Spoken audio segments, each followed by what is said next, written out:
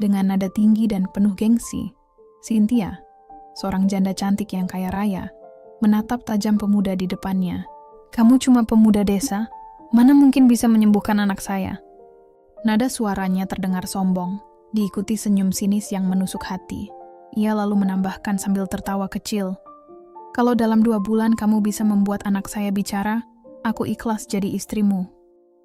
Malam itu, kompleks perumahan elit di pinggiran kota tampak begitu sunyi, seolah waktu berhenti di antara gemerlap lampu taman yang lembut. Rumah-rumah megah berdiri berjejer bagai istana, namun di balik kemewahan itu, ada satu rumah besar yang menyimpan kisah sepi. Rumah milik Cynthia, seorang janda kaya berusia 35 tahun. Dari luar, rumahnya terlihat hidup.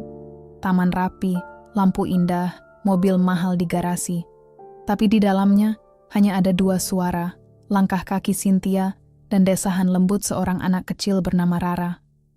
Rara, putri tunggalnya yang berusia 5 tahun, belum pernah mengucapkan satu kata pun seumur hidupnya. Tidak pernah tertawa, tidak pernah memanggil mama.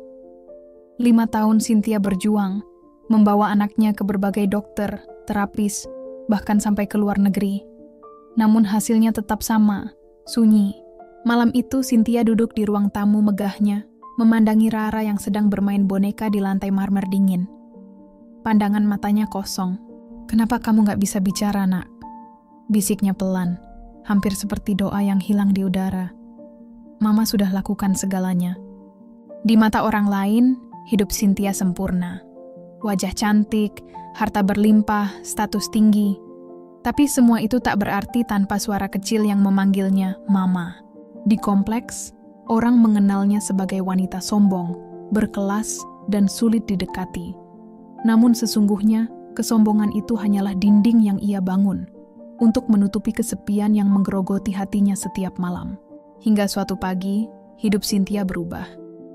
Saat ia sedang menunggu tukang kebun yang biasanya datang, muncul seorang pemuda desa yang belum pernah ia lihat sebelumnya.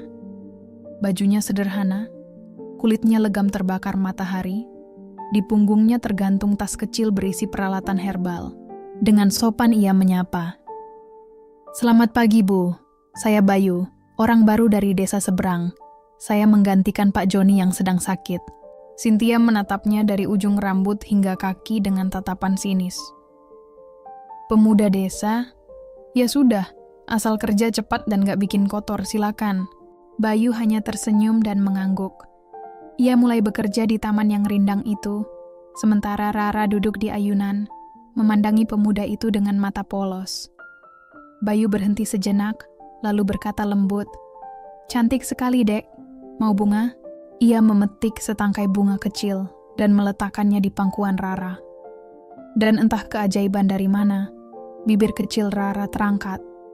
Senyum tipis muncul untuk pertama kalinya setelah bertahun-tahun.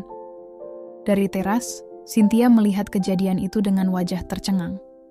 Dalam hatinya timbul rasa heran bercampur tidak suka. Anak ini gak pernah senyum sama siapapun. Kok bisa karena tukang taman desa itu? Gumamnya pelan. Ia tak tahu senyum kecil itu adalah tanda bahwa takdir baru sedang mengetuk pintu hidup mereka. Keesokan paginya, matahari menembus sela pepohonan, menyinari taman yang kini tampak lebih hidup dari biasanya. Bayu datang lebih awal, membawa pot-pot kecil berisi tanaman obat dan bunga hias. Cynthia keluar dari rumah, mengenakan gaun putih sederhana, anggun tapi tetap berwibawa. "Pagi, Bu Cynthia," sapa Bayu sambil sedikit menunduk. Cynthia hanya mengangguk dingin. "Kamu rajin juga ya, padahal baru kerja beberapa hari." Bayu menjawab tenang. "Kalau pekerjaan dilakukan dengan niat baik, hasilnya pun akan baik, Bu." Cynthia terdiam sesaat. Ada ketenangan dalam cara bicaranya, tak terburu, tapi penuh keyakinan. Namun gengsinya menahan untuk menanggapinya dengan hangat. Banyak bicara juga kamu," ujarnya sinis. Bayu tersenyum tipis. "Maaf, Bu. Saya cuma ingin taman ini bukan cuma indah dipandang, tapi juga menenangkan hati." Cynthia mendengus pelan, berbalik hendak masuk ke rumah. Namun langkahnya terhenti. Dari arah taman, terdengar suara kecil, suara tawa. Ia menoleh cepat. Rara. Anak yang 5 tahun tidak pernah tertawa, kini tersenyum lebar sambil memegang bunga yang diberikan Bayu kemarin. Cynthia tertegun, matanya bergetar, air mata hampir pecah. Rara, panggilnya lirih. Anak itu memandang ibunya dan menunjuk Bayu, seolah ingin mengatakan sesuatu, tapi suaranya tetap hilang. Cynthia mendekat dengan langkah gemetar. Kamu bikin dia tertawa? Tanyanya pada Bayu dengan nada tak percaya. Bayu menatap Rara lembut, lalu berkata pelan. Saya cuma bicara dari hati ke hati, Bu. Anak ini bukan gak bisa bicara. Mungkin dia hanya kehilangan alasan untuk berbicara. Ucapan itu membuat Cynthia terdiam, lalu matanya menajam. Kamu mau bilang aku ibu yang gagal? Suaranya meninggi, menyimpan amarah dan luka. Bayu cepat menggeleng. Tidak, Bu. Saya cuma percaya. Kadang anak gak butuh obat. Ia hanya butuh sentuhan hati. Cynthia memalingkan wajah, menahan perasaan yang campur aduk antara marah, malu, dan tersentuh. Sudahlah, jangan ajari saya soal anak saya. Kamu cuma orang kampung. Bayu menunduk hormat, tidak membalas. Maaf, Bu Cynthia, saya tidak bermaksud menggurui.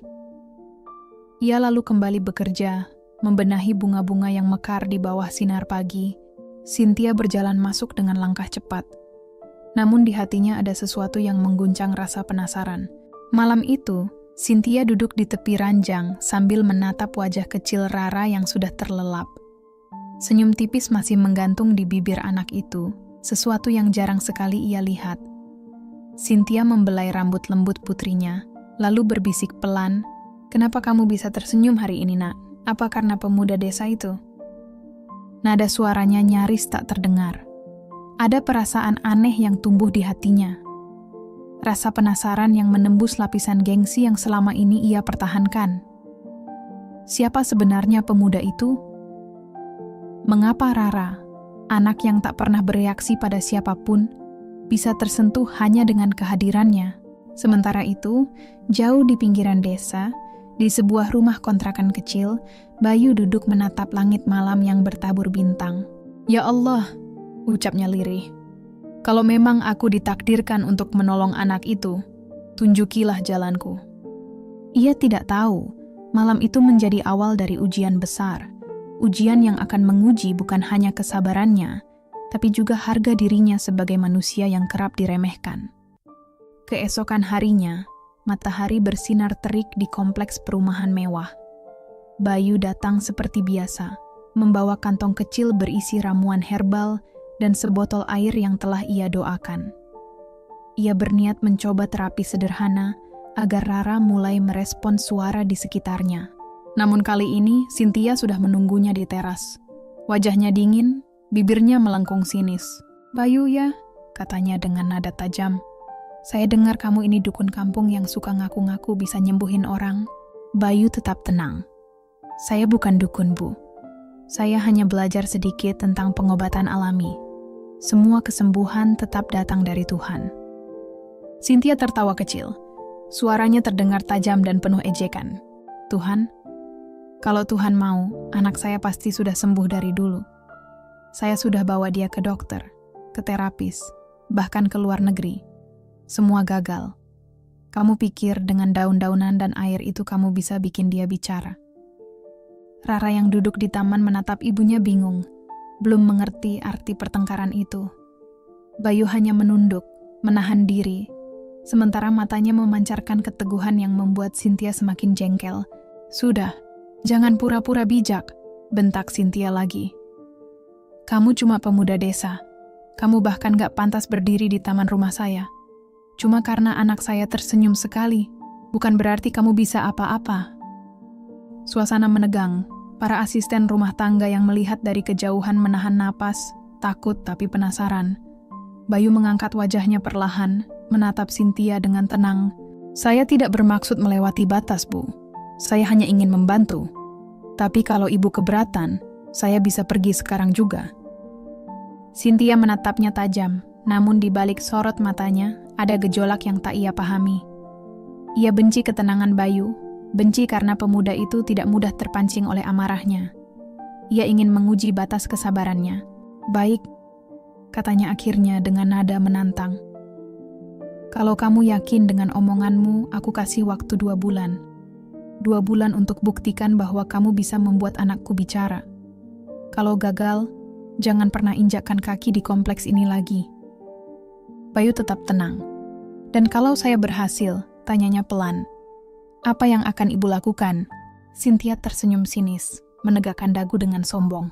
Kalau kamu bisa nyembuhin anak saya dalam 2 bulan, saya ikhlas jadi istri kamu.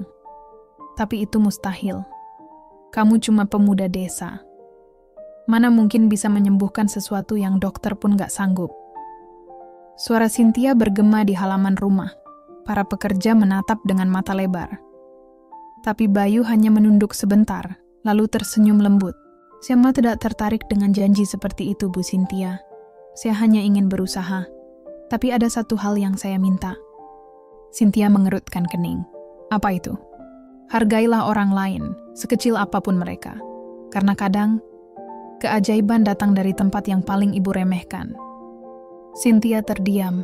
Kata-kata itu seperti menampar hatinya, tapi ia terlalu angkuh untuk mengakuinya. Baiklah, katanya dingin. Buktikan kalau kamu bukan cuma omong besar. Bayu mengangguk dan mulai bekerja di taman. Cynthia berbalik masuk ke rumahnya, tapi langkahnya terasa berat. Di dalam dadanya, ada sesuatu yang berubah. Rasa marah, penasaran, dan takut yang bercampur jadi satu. Ia tidak tahu. 2 bulan ke depan akan menjadi perjalanan yang menguji bukan hanya keyakinan Bayu, tapi juga kesombongan dirinya sendiri. Sejak hari itu, suasana di rumah besar itu berubah. Setiap pagi, Bayu datang dengan langkah tenang, membawa ramuan herbal, air doa, dan ketulusan di dadanya. Cynthia tetap menyambutnya dengan tatapan dingin, seolah ingin membuktikan bahwa ia tetap di atas. 2 bulan, ujar Cynthia suatu pagi sambil melihat jam tangannya. Kau cuma punya 2 bulan untuk buktikan kata-katamu bukan omong kosong. Bayu tersenyum tenang. Saya tidak mengejar waktu, Bu. Saya hanya berusaha dengan doa. Cynthia tertawa kecil, sinis. Doa? Kamu pikir doa bisa menggantikan terapi medis dan teknologi? Dunia ini nggak sesederhana itu, Bayu. Saya tahu, Bu. Jawab Bayu lembut. Tapi kadang, yang sederhana justru lebih menyentuh hati manusia. Cynthia terdiam sesaat, lalu mendengus. Kita lihat nanti. Jangan harap aku percaya hanya karena kau pandai bicara. Bayu memulai terapinya dengan sederhana. Ia mengajak Rara duduk di bawah pohon Kamboja yang rindang, menyiapkan semangkuk air putih yang telah ia doakan, lalu meneteskan sedikit di bibir Rara. Air ini bukan sihir, Dek, katanya lembut. Ini cuma doa dari hati yang tulus. Coba dengarkan suara burung itu. Rara menatap langit. Seekor burung kecil berkicau di dahan. Suara itu lembut dan indah. Bayu tersenyum, menatapnya penuh harap. Suara itu indah kan? Coba rasakan di dadamu dan ucapkan dalam hatimu. Burung kecil disangkar bergetar pelan, seolah ikut menatap ke arah Rara yang kini duduk di kursi taman. Bayu berdiri di hadapannya, wajahnya lembut, sabar, dan penuh harap. Untuk sesaat, dunia di sekitar mereka seakan berhenti. Rara menatap pemuda itu lama, lalu mengangguk pelan. Tak ada suara keluar dari bibirnya, tapi gerakannya mulai berubah. Seolah ada sesuatu yang ingin ia ucapkan. Dari balik jendela kaca besar, Cynthia memperhatikan dengan ekspresi yang sulit dijelaskan, antara kagum, bingung, dan tak percaya. Anak itu diam, tapi pemuda itu seperti berbicara langsung pada jiwanya. Gumamnya pelan, kemudian mendengus. Buang waktu. Hari demi hari berlalu. Namun, Bayu tak pernah absen. Setiap pagi ia datang membawa ramuan dari akar dan bunga. Kadang sore hari ia datang hanya untuk menemani Rara berjalan di taman.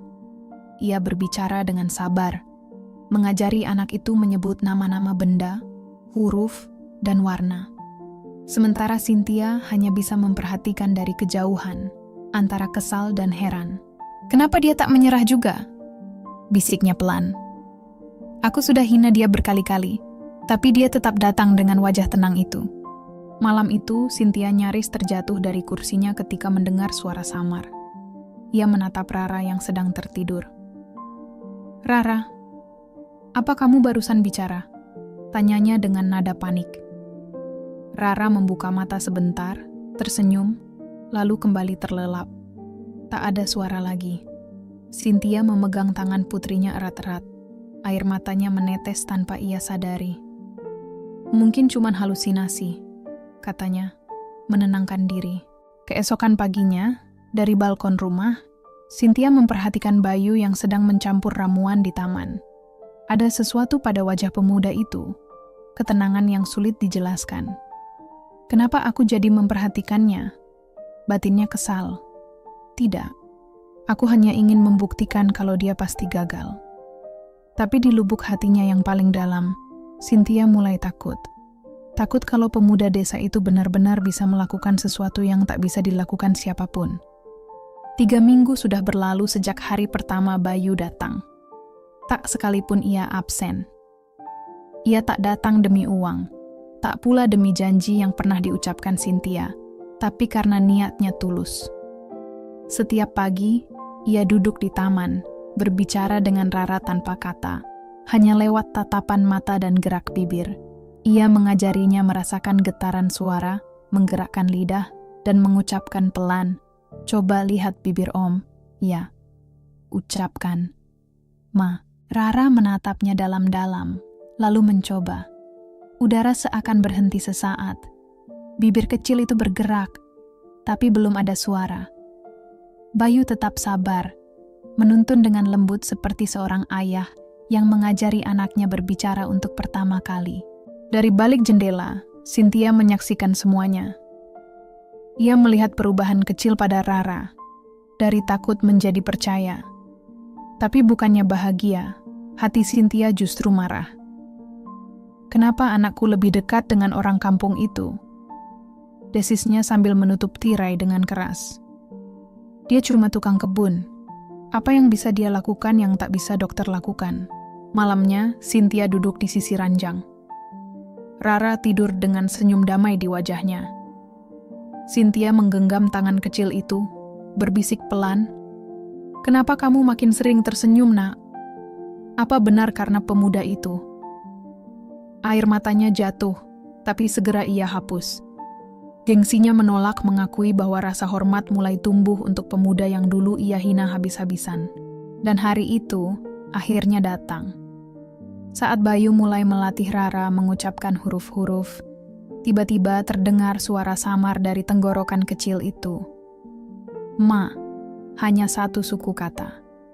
Sangat pelan, tapi cukup untuk membuat dunia berhenti berputar sesaat. Bayu tertegun, lalu menatap Rara dengan mata berkaca. "Iya, Dek. Bagus sekali. Sekali lagi, ayo, Ma." "Ma." Kali ini terdengar lebih jelas. Cynthia yang kebetulan lewat di koridor berhenti mendadak. Matanya membesar. Tubuhnya gemetar saat berlari ke taman. "Rara, kamu barusan bilang apa?"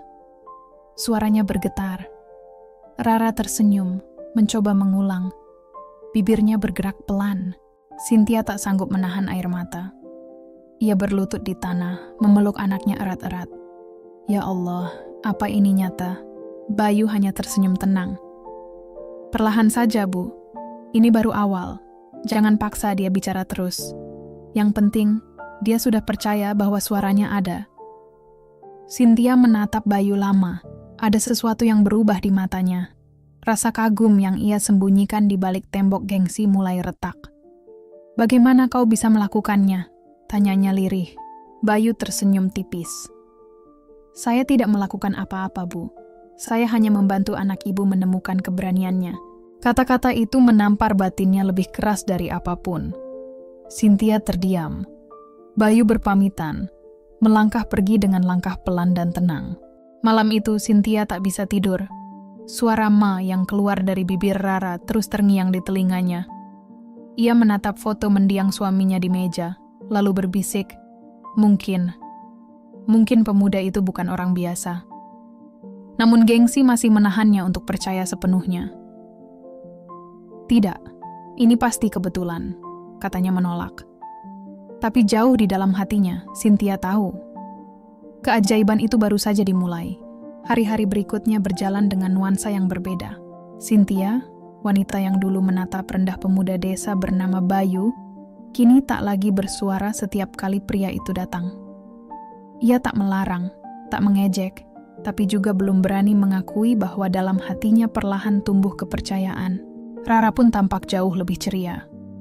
Setiap kali Bayu muncul di gerbang, anak kecil itu langsung berlari menuju taman dengan mata berbinar, menanti sesi terapi yang selalu dibalut permainan sederhana.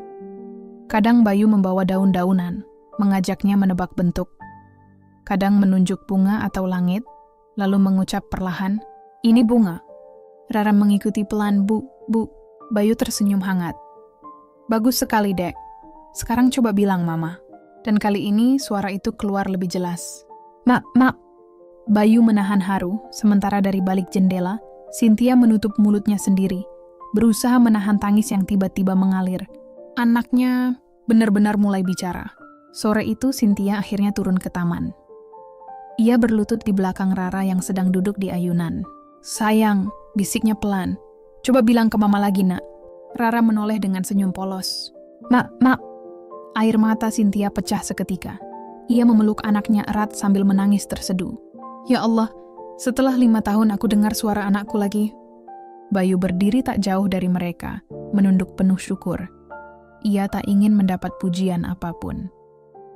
Tapi Cynthia menatapnya lama, kali ini bukan dengan kesombongan, melainkan rasa malu yang begitu dalam. Malamnya, Cynthia menatap cermin besar di kamarnya.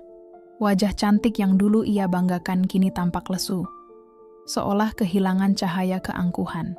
"Kenapa aku begitu kejam padanya?" gumamnya lirih.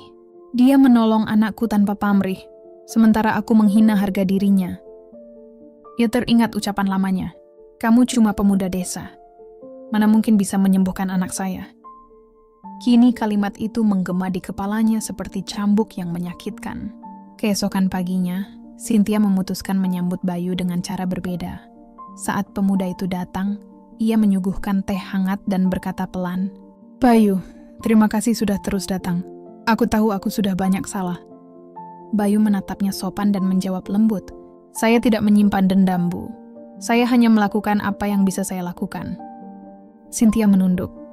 "Tapi, kenapa kamu mau repot menolong kami? Padahal aku..."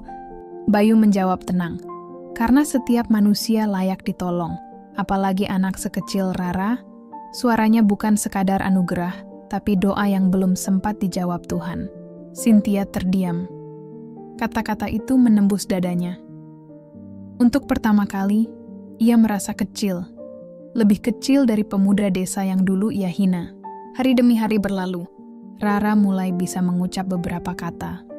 Bunga, air, dan yang paling membuat Cynthia menangis, suatu sore anak itu berkata dengan jelas, "Mama, sayang." Cynthia langsung berlutut di taman, menangis sejadi-jadinya sambil memeluk Rara erat. Bayu menatap dari jauh, matanya berkaca. Ia tahu, tugasnya hampir selesai. Tapi dalam hati, ada perasaan aneh. Bukan cinta, bukan kagum, melainkan iba pada seorang wanita yang akhirnya belajar makna kerendahan hati. Namun Cynthia justru mulai diliputi ketakutan baru. Takut kehilangan Bayu, takut pemuda itu pergi sebelum ia sempat meminta maaf dengan sepenuh hati. 2 bulan berlalu sejak tantangan itu dimulai. Hari itu langit tampak cerah, taman rumah Cynthia begitu indah. Bunga-bunga yang dulu layu kini bermekaran, seolah ikut merayakan perubahan besar di rumah itu. Bayu datang dengan senyum tenang, membawa sekeranjang buah dan ramuan herbal. Rara sudah menunggu di ayunan dengan wajah ceria. Cynthia memperhatikan dari teras, kali ini dengan tatapan hangat dan penuh hormat.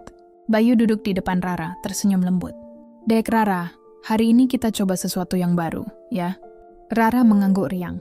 "Kalau kamu bisa bilang dengan jelas, nanti Om belikan permen banyak." Cynthia tersenyum kecil.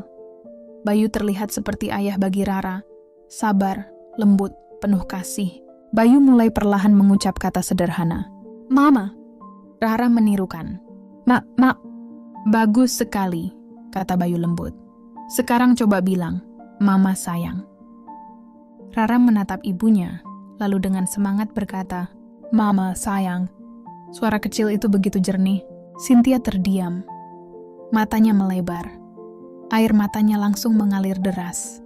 Rara, kamu barusan bilang apa nak? Suaranya bergetar. Rara turun dari ayunan, berjalan mendekati ibunya, dan memeluk erat. Mama sayang, ulangnya pelan tapi jelas. Cynthia langsung jatuh berlutut, menangis sejadi-jadinya sambil memeluk Rara erat di taman itu. Para pekerja rumah yang melihat dari kejauhan ikut meneteskan air mata. Selama 5 tahun rumah itu sunyi tanpa suara Rara. Dan kini, suara kecil itu kembali menggema, membawa haru, membawa keajaiban. Matahari sore perlahan tenggelam ketika Bayu berdiri tak jauh dari Cynthia dan Rara. Ia menunduk tenang, tak ingin jadi pusat perhatian. Namun tiba-tiba, suara Cynthia yang bergetar memanggilnya. Bayu, tolong ke sini. Pemuda itu mendekat dengan langkah hati-hati. Di hadapannya, Cynthia berlutut sambil menatapnya penuh air mata. Kau benar-benar membuat anakku bicara. Kau tahu apa artinya ini bagiku? Suaranya gemetar di antara tangis. Bayu tersenyum lembut. Saya tidak membuat apa-apa, Bu. Semua karena izin Allah. Saya hanya perantara. Cynthia menggeleng, air matanya makin deras. Tapi aku sudah menghina kamu, merendahkanmu, menyebutmu tukang kampung. Aku bahkan menertawakan doamu. Bayu tetap menatapnya tanpa amarah. Saya tidak pernah marah, Bu Cynthia. Kadang manusia baru bisa melihat cahaya setelah tersesat dalam gelapnya gengsi. Kata-kata itu menembus hati Cynthia, membuatnya tak kuasa menahan isak. Ia menunduk, menggenggam tangan Bayu dengan gemetar. Aku siap menepati janjiku. Kalau kau mau, aku ikhlas jadi istrimu. Aku sadar aku salah besar. Bayu hanya diam lama, lalu melepaskan genggamannya perlahan. Saya tidak butuh itu, Bu Cynthia. Saya hanya ingin Rara tumbuh bahagia, dan ibu belajar menghargai orang lain. Cynthia tertegun, kata-kata itu bagai petir yang menyambar nuraninya. Ia menatap Bayu, matanya berkaca di antara rasa malu, kagum, dan penyesalan yang dalam. Hari itu menjadi hari yang tak terlupakan bagi seluruh penghuni kompleks. Suara Rara yang memanggil Mama menggema seperti keajaiban. Warga mulai membicarakan Bayu, pemuda desa yang sederhana tapi berhati mulia. Namun bagi Cynthia, peristiwa itu bukan sekadar penyembuhan. Itu adalah pelajaran terbesar dalam hidupnya. Bahwa kesombongan hanya menutup hati dari kebaikan yang datang tanpa pamrih. Malam itu, Cynthia berdiri di balkon rumah, menatap bintang. Bayu, gumamnya lirih, aku tidak tahu siapa sebenarnya kamu. Tapi lewat kamu, Tuhan mengajariku arti rendah hati. Suasana rumah mewah itu kini berubah. Tak ada tawa, tak ada musik, hanya hembusan angin yang menyentuh tirai di kamar luasnya. Cynthia duduk di tepi ranjang, menatap foto dirinya bersama Rara. Sudah seminggu sejak Bayu berhasil membuat Rara berbicara. Tapi sejak hari itu, pemuda itu tak pernah datang lagi. Ia sudah mencoba menghubunginya, namun nomornya tak aktif. Saat menanyakan pada warga desa, jawabannya hanya satu. Bayu orangnya nggak suka disanjung, Bu. Kalau tugasnya sudah selesai, dia pergi. Cynthia menunduk. Hatinya terasa diremas penyesalan. Ia teringat jelas saat pernah menghina Bayu di depan banyak orang. Kamu cuma pemuda desa. Mana mungkin bisa menyembuhkan anakku? Kini kalimat itu terus menggema di kepalanya, menyesakkan dada setiap kali ia mengingatnya. Sementara itu, Rara tumbuh makin ceria. Setiap pagi ia berlari ke taman, menunggu Bayu dengan harapan polos. Mama, Om Bayu mana? Aku mau kasih gambar buat Om Bayu. Cynthia menatap anaknya dengan mata berkaca. Om Bayu lagi pergi, sayang. Mungkin nanti, kalau Tuhan izinkan dia datang lagi. Anak kecil itu tersenyum lalu menengadah, berdoa dengan lembut. Ya Allah, kasih tahu Om Bayu, Rara sayang dia. Cynthia menunduk, air matanya kembali jatuh. Kata-kata anak kecil itu terasa seperti cambuk bagi hatinya yang dulu sombong.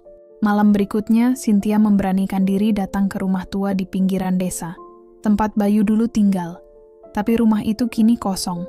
Hanya ada daun-daun kering berserakan dan aroma dupa yang samar tertinggal di udara. Di pintu kayu, ada selembar kertas tertempel. Tulisan tangan Bayu. "Terima kasih sudah percaya. Jangan cari saya karena tugas saya sudah selesai. Rawatlah Rara dengan doa bukan dengan harta. Dan jagalah lisan karena luka dari kata lebih dalam dari pedang." Cynthia membaca tulisan itu berulang-ulang. Tangannya gemetar. Air matanya menetes tanpa henti. Ia berlutut di depan pintu itu, menangis seperti anak kecil. "Bayu, aku salah. Aku benar-benar salah menilaimu." Tangisannya pecah di malam yang hening. Sejak malam itu, hidup Cynthia berubah total. Ia tak lagi sombong seperti dulu. Setiap hari, ia datang ke rumah warga yang pernah ia pandang rendah, meminta maaf satu persatu. Ia membantu anak-anak belajar membaca, membagi makanan, dan ikut membersihkan musala kecil di ujung kompleks. Para tetangga terheran-heran melihat perubahan itu. "Ibu Cynthia sekarang beda banget ya. Dulu sombongnya minta ampun," bisik mereka. Cynthia hanya tersenyum mendengarnya. Ia tahu, perubahan itu lahir dari luka yang dalam. Luka karena pernah meremehkan seseorang yang paling tulus padanya. Dan di setiap sujud malamnya, nama Bayu selalu disebut dalam doanya.